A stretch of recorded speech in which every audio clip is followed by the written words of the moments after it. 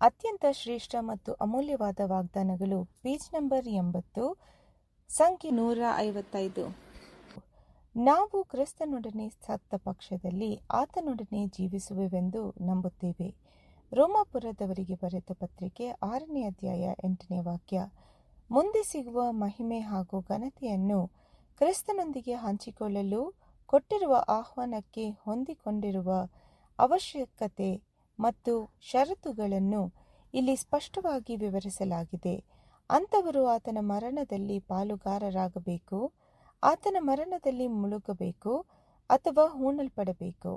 ಆತನ ಮರಣದಲ್ಲಿ ಪಾಲುಗಾರರಾಗುವುದೇನೆಂದರೆ, ನಮ್ಮ ರಕ್ಷಕನು ತನ್ನ ಜೀವನವನ್ನು ಸ್ವತೃಪ್ತಿಯಲ್ಲಿ ಕಳೆಯದೆ ಬದಲಾಗಿ ಪಾಪವನ್ನು ವಿರೋಧಿಸಿ ತಂದೆಯ ಯೋಜನೆಯ ಕೆಲಸ ಮಾಡುವುದಕ್ಕೂ ಅದನ್ನು ನೆರವೇರಿಸುವುದಕ್ಕೂ ಸತ್ಯದ ಹಾಗೂ ನೀತಿಯ ಹಿತಾಸಕ್ತಿಗಾಗಿ ಉಪಯೋಗಿಸಿದರು.